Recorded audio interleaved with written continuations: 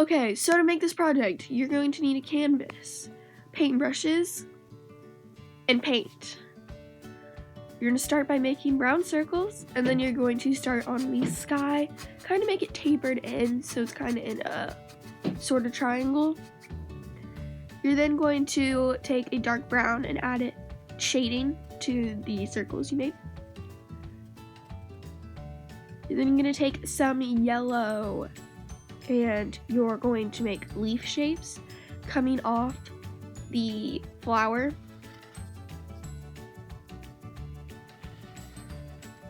So you can make the leaves as little or as big as they need to be to look like they're farther away or closer up.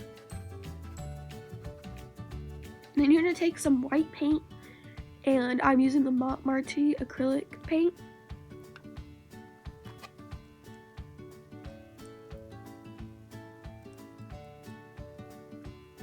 Then you're just going to dab it on the canvas in a cloud-like shape.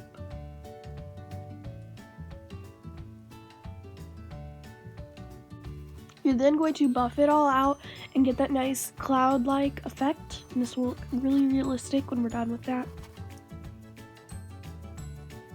Then you're going to take a dark green, the darkest green that you have. And if you don't have dark green, you can just take light green and add a little bit of black to it. You're then going to take a thin brush and you're going to make the stems of the flowers. If the flowers are really close up, I would skip this step, but for all the ones that are farther away, just add stems. You can add leaves to the stems if you want, and depending on where the flowers are, you need to make the stems shorter or longer to make flowers look far away or close up. And then you're going to take a fan brush and you're going to dip it in some light green, or at least lighter than the stems were. And you're going to take where the sky meets the white part of the canvas, you're going to take and just smooth that out with the green paint. And since it's a fan brush, it will give like a grass-like effect.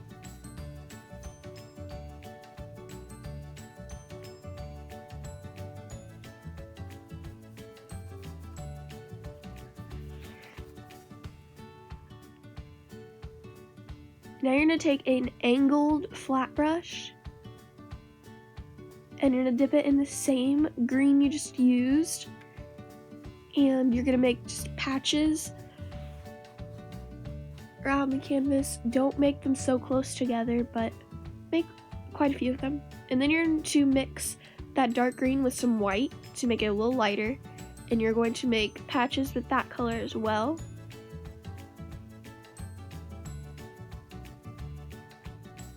Now you're going to take some sap green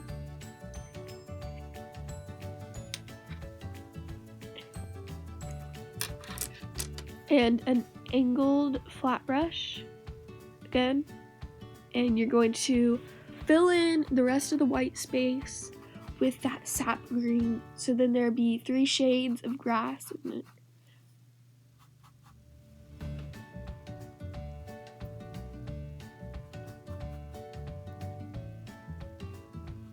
Make sure not to cover up your flowers with this, but if you do get a little bit of green on your flowers, we'll fix that later.